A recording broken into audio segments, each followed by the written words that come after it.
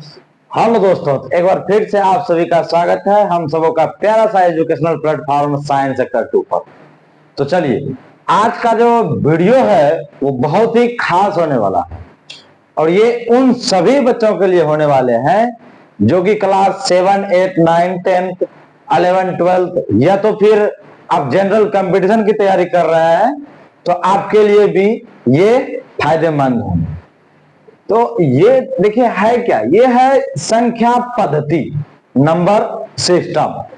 तो इसको हम बहुत बारीकी से समझेंगे और एक एक चीज को समझेंगे और इसको देखने के बाद आपको कहीं से भी कोई वीडियो फिर देखना नहीं पड़ेगा और आप सारी बात को समझ लीजिएगा।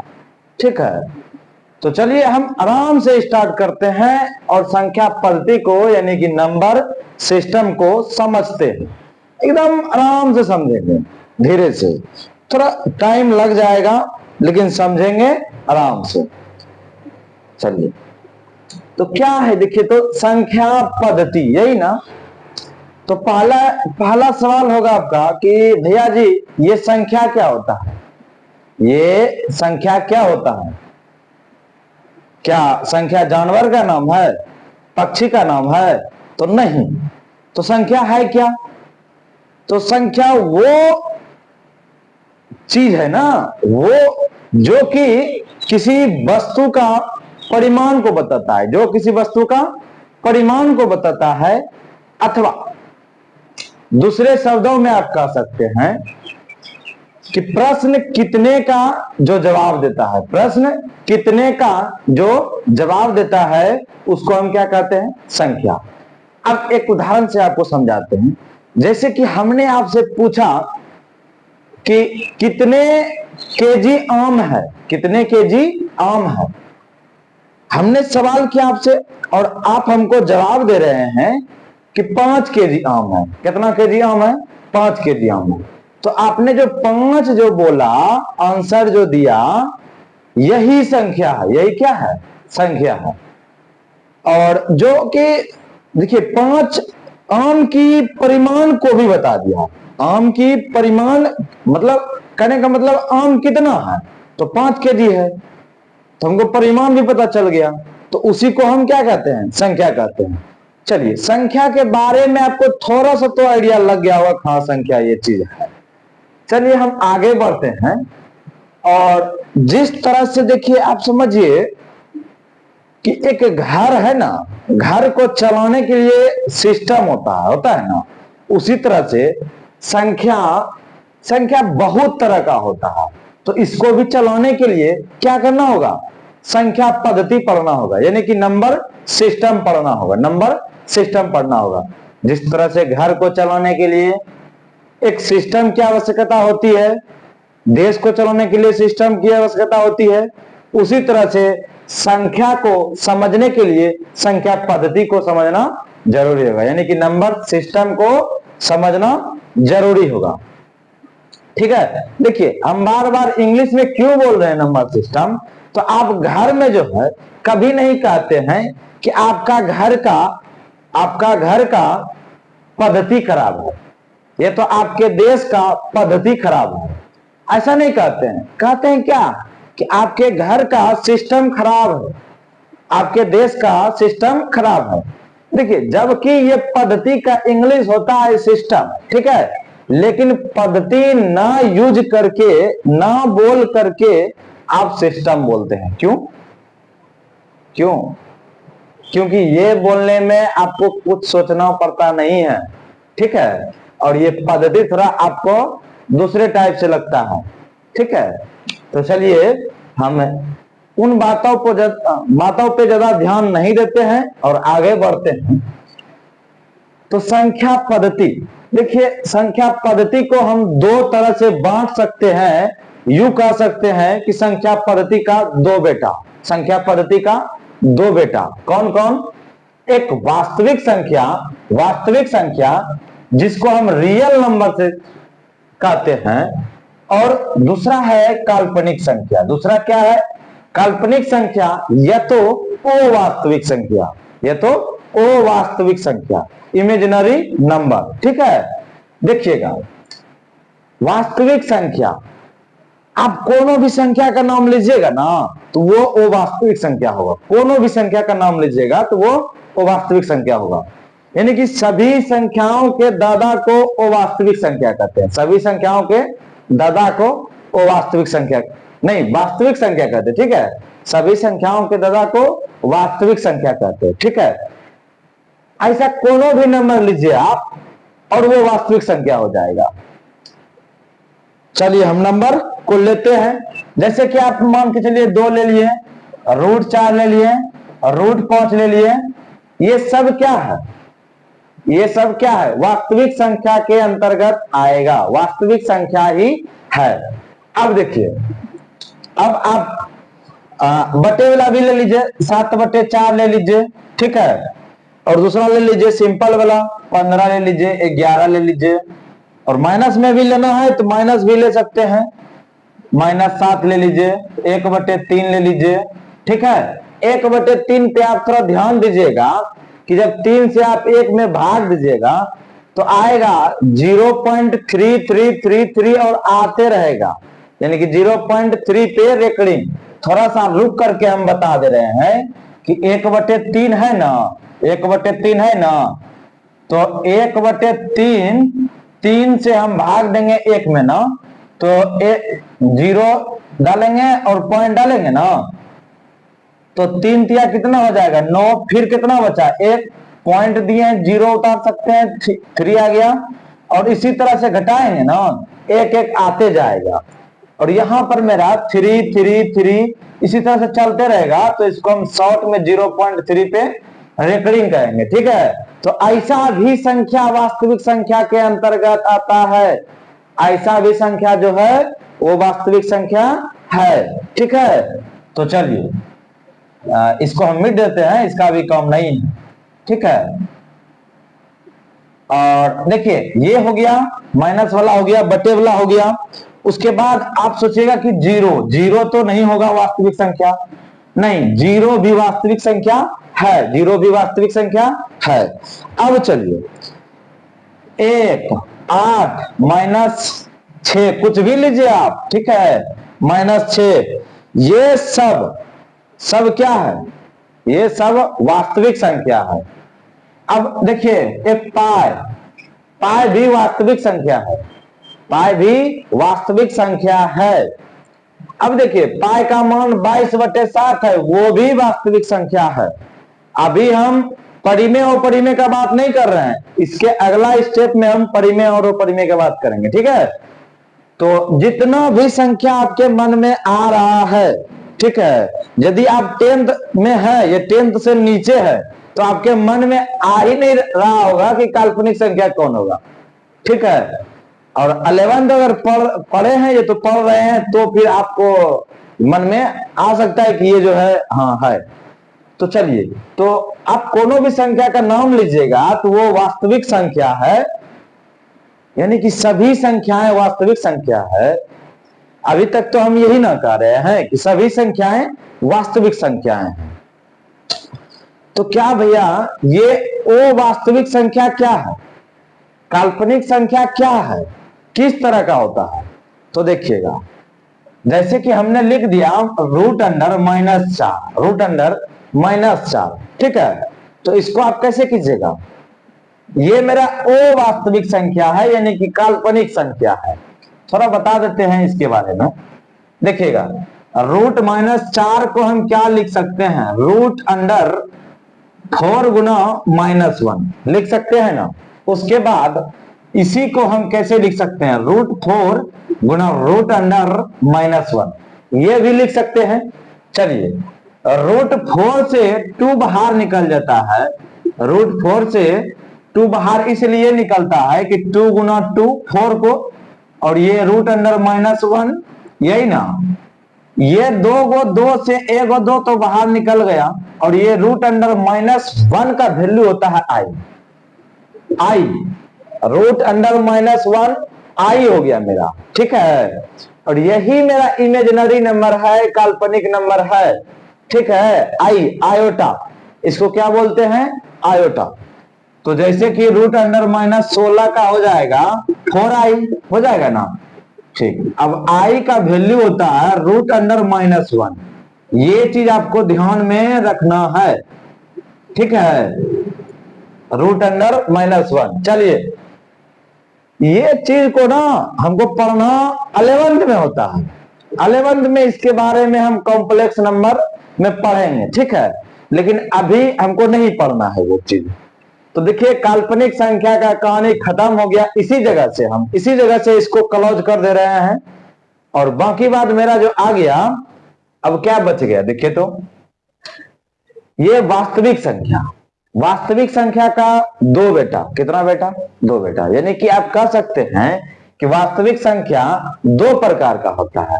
वास्तविक संख्या को हम 2 भाग में बांट सकते हैं, ठीक है। ये तो ऐसे आप समझने के लिए कह सकते हैं कि वास्तविक संख्या का 2 बेटे कौन कौन? एक परिमेय संख्या, एक अपरिमेय संख्या।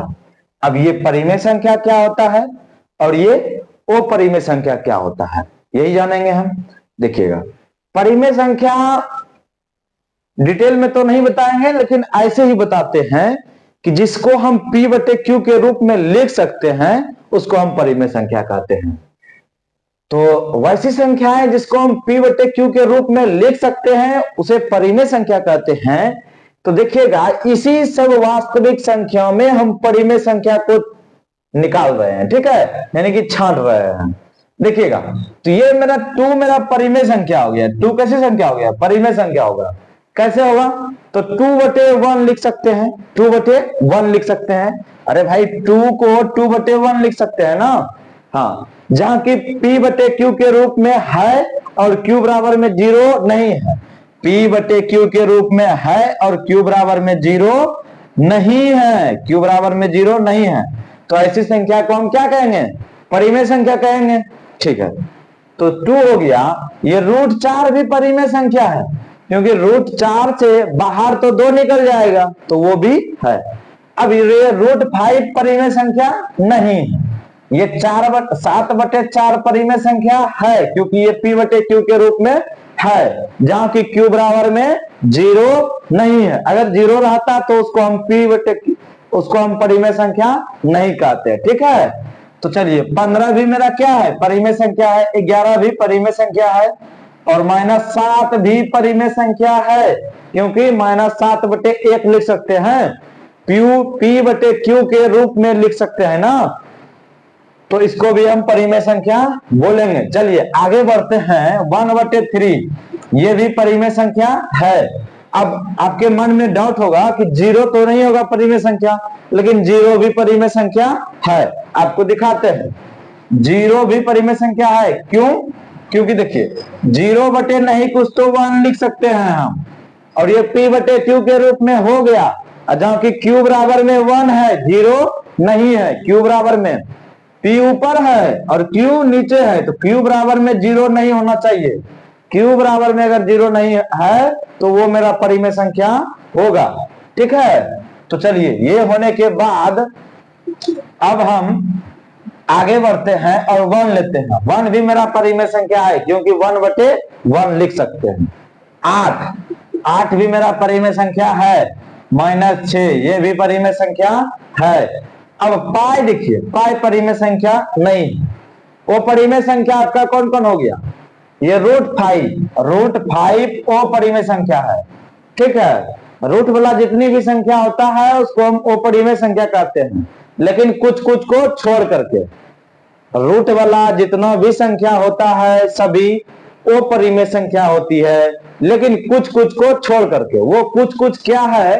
जैसे कि √4 हो गया, जिसका कि पूर्ण रूप से वर्गमूल निकल जाता है, उसको हम परिमेय संख्या कहते हैं। जैसे कि √16 हो गया, √144 हो गया, √25 हो गया, ये सबसे बाहर निकल जाता है ना, जो अलग करके, तो वो मेरा परिमेय संख्या हो जाएगा। लेकिन जिससे नहीं निकलेगा, रूट के अंदर से जोड़ा अलग करके नहीं निकलेगा, तो वो मेरा अपरिमेय संख्या होगा। तो √5 हो गया।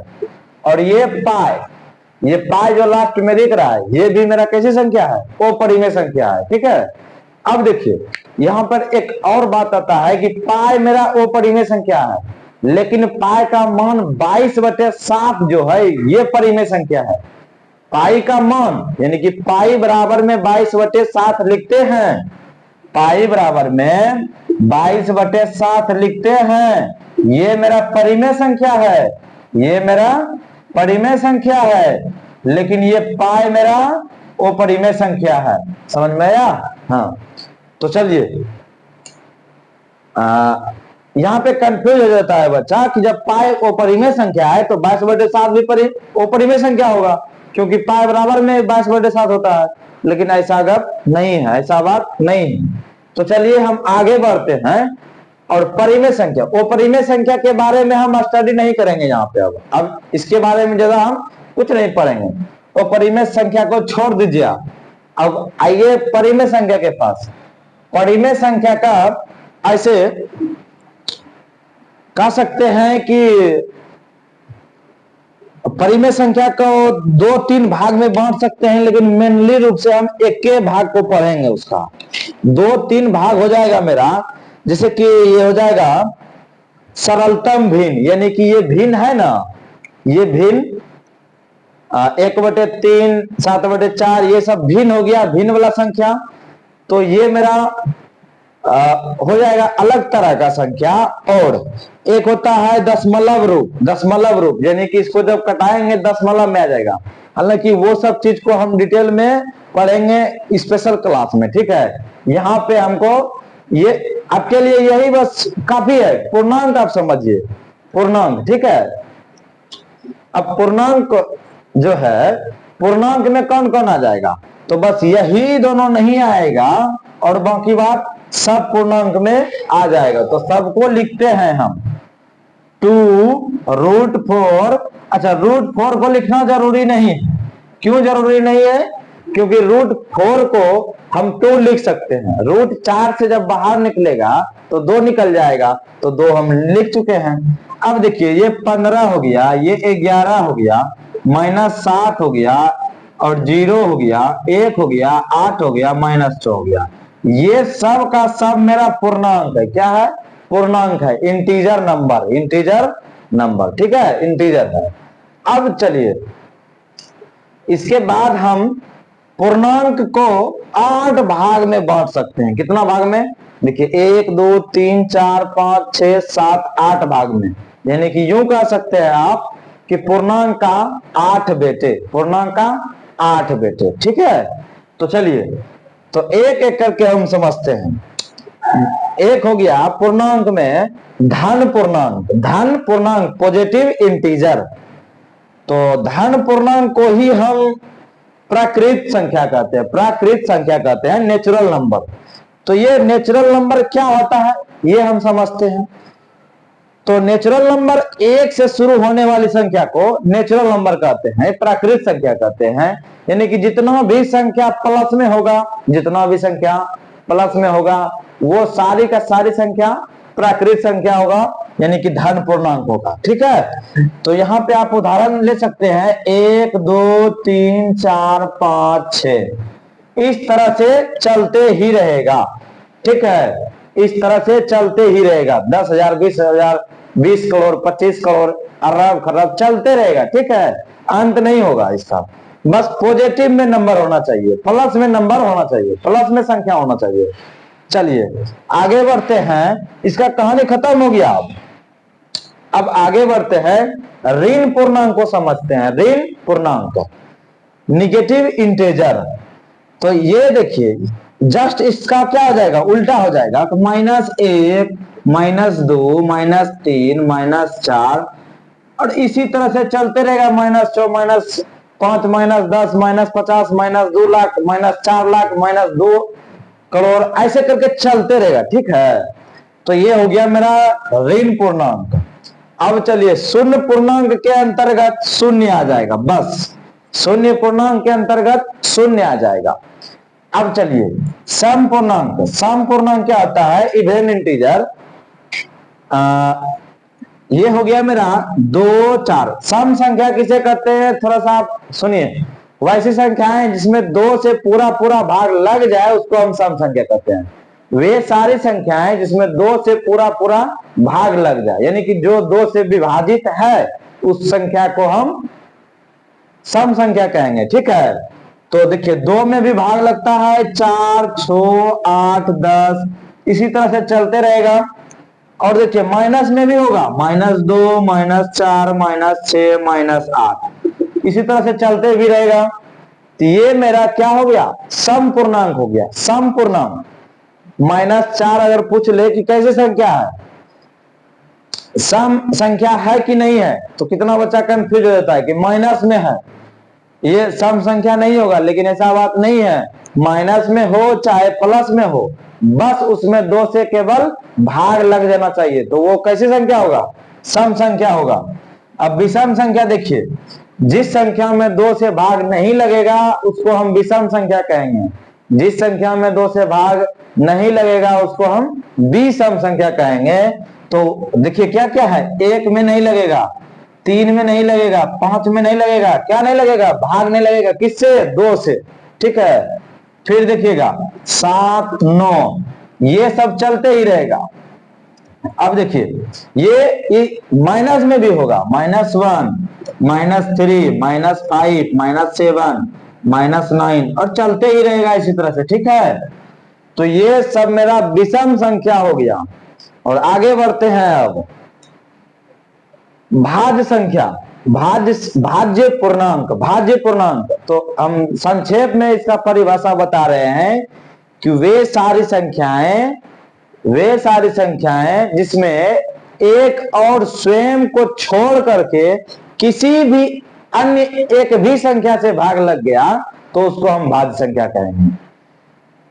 अगर एक और स्वयं को छोड़कर, स्वयं का कहने का मतलब उसी संख्या से, जिस संख्या को हम ले रहे हैं उसी संख्या को छोड़ करके कोनो एक को संख्या से भाग लग गया, उसको हम क्या कहेंगे, भाज्य संख्या।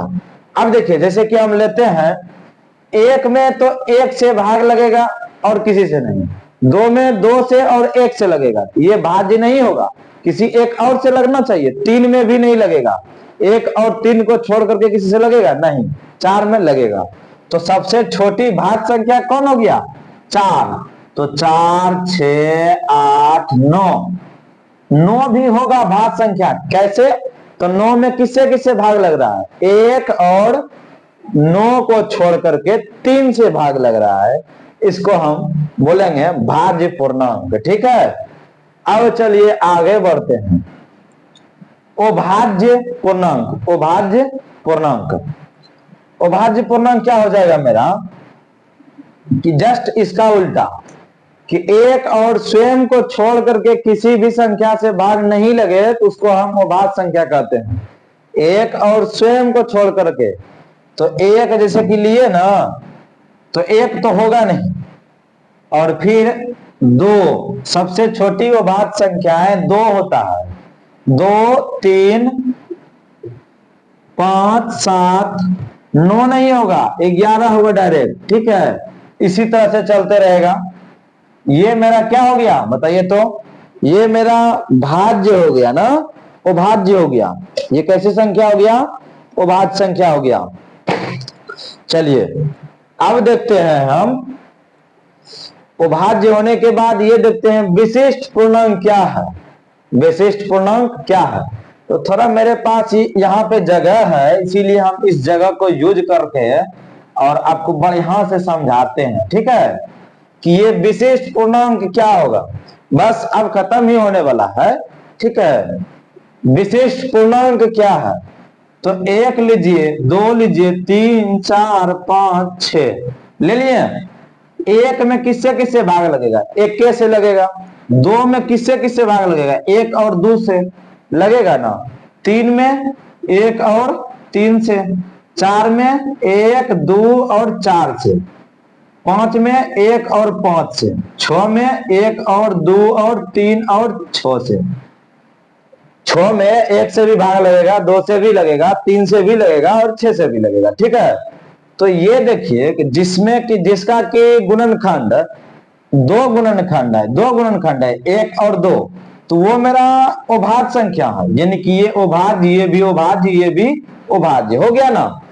अभाज्य जिसका कि दो गुणनखंड है, दो गुणनखंड है, यानी कि जिसमें कि दो संख्या से ही भाग लग रहा है, उसको हम उभाज्य संख्या कहते हैं। और जिसमें कि दो से ज्यादा संख्या से भाग लग रहा है, उसको हम भाज्य संख्या कहते हैं। जैसे कि ये 4 हो गया और ये 6 हो गया, इसमें क्या संख्या से भाग लग रहा है? 1 2 3 से 4 में, और 1 2 3 4 संख्या से लग रहा है 6 में भाग। ठीक है, तो ऐसी संख्या को 4 और 6 को हम क्या कहेंगे? ये दोनों भाज्य है, यहाँ पे हमने लिखा है। ठीक है, अब देखिए, तो ये विशिष्ट पूर्णांक क्या हो जाएगा? विशिष्ट पूर्णांक, आप यदि एक को गौर से देखिएगा, एक को, तो एक का एक के गुणनखंड है, वो भी एक है। ठीक है, दूसरा गुणनखंड है ही नहीं, तो ये मेरा हो जाएगा क्या? ये हो गया, यही हो गया विशिष्ट संख्या। ठीक है, विशिष्ट पूर्णांक मेरा यही हो गया 1। तो चलिए अब हम आगे बढ़ते हैं, यहां तक समझ गए होंगे। उसके बाद चलिए, ये सब का ब्रांच नहीं होता है, यानी कि ये सब को दूसरे तीसरे भाग में नहीं बांट सकते हैं, लेकिन ये सम पूर्णांक और विषम पूर्णांक को दो दो भाग में बांटते हैं। ठीक है, यूं कह ले कि सम पूर्णांक का दो बेटे। तो सम पूर्णांक का दो बेटे कौन कौन? एक धन सम पूर्णांक और एक ऋण सम पूर्णांक। ऋण सम पूर्णांक, तो धन सम पूर्णांक कौन है? तो ये है धन, पॉजिटिव में जो है वो धन सम पूर्णांक है। तो 2 4 6 8 10 12 ये सब क्या हो जाएगा? धन सम पूर्णांक, धन सम पूर्णांक। समझ में आ गया? उसके बाद देखिए, ये ऋण सम पूर्णांक क्या हो जाएगा? माइनस वाला संख्या, -2 -4 -6 -8 -10, इसी तरह से चलते रहेगा। ऐसी संख्या ऋण सम पूर्णांक हो जाएगा। ठीक है, अब चलिए, अब हम विषम पूर्णांक को भी दो भाग में बांटते हैं, एक विषम धन पूर्णांक और एक विषम ऋण पूर्णांक। ऋण पूर्णांक, ठीक है, तो विषम धन पूर्णांक क्या हो जाएगा मेरा? पॉजिटिव वाला जितना नंबर होगा वो हो जाएगा। तो क्या हो गया? 1 3 5 7 9 ऐसे करके हो गया। ठीक है, और यही जो है निगेटिव वाला, ये ऋण पूर्णांक हो गया, विषम ऋण पूर्णांक हो गया।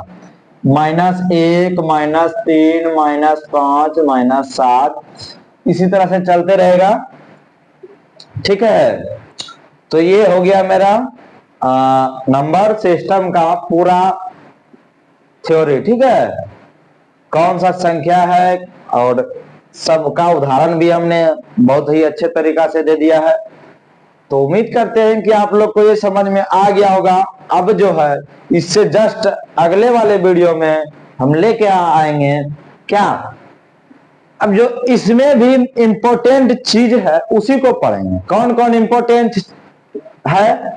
तो देखिए, इसमें 8 गो संख्या है ना जो कि इंपॉर्टेंट है और उसी को पढ़ना है। कौन कौन? एक परिमेय संख्या, एक अपरिमेय संख्या, दोनों को पढ़ेंगे, डिटेल में पढ़ेंगे। ठीक है, परिभाषा लिख करके पढ़ेंगे। और ये दोनों हो गया। उसके बाद क्या, ये प्राकृत संख्या और पूर्ण संख्या, 4 संख्या हो गया। एक सम संख्या, एक विषम संख्या, एक भाज्य संख्या और अभाज्य संख्या। इधर 4 और इधर 2, 6 हो गया। और यहां पर प्राकृतिक और प्राकृत और पूर्ण संख्या, तो 6 2 8। 8 संख्या को हम अगले क्लास में पढ़ेंगे और वो भी डिटेल में पढ़ेंगे। तो मेरे ख्याल से आप लोग को ये चीज तो समझ में आ गया होगा कि ये जो है, एक बार रिवाइजिंग मार देते हैं। संख्या पद्धति का 2 भाग, वास्तविक संख्या, काल्पनिक संख्या। वास्तविक संख्या का 2 भाग, परिमेय संख्या, अपरिमेय संख्या। अब परिमेय संख्या का भी एक भाग, मेनली रूप से एक भाग पूर्णांक। ठीक है, अब पूर्णांक का 8 भाग है, धन पूर्णांक, ऋण पूर्णांक, शून्य पूर्णांक, सम पूर्णांक, विषम पूर्णांक, भाज्य पूर्णांक, अभाज्य पूर्णांक और विशिष्ट पूर्णांक। अब देखिए, सम पूर्णांक का भी 2 भाग, एक धन सम पूर्णांक, एक ऋण सम पूर्णांक और विषम पूर्णांक का भी 2 भाग, विषम धन पूर्णांक और विषम ऋण पूर्णांक। ठीक है, देखिए कितना जल्दी हम रिवाइज कर लिए, ठीक है। तो चलिए मिलते हैं अगले वीडियो में, तब तक के लिए धन्यवाद। और अगर आपको और भी कोई टॉपिक में दिक्कत हो रहा है, ये तो समझ में नहीं आ रहा है, आप कमेंट करें, उसी पे लेक्चर आएगा। तो मिलते हैं अगले वीडियो में, तब तक के लिए बाय बाय।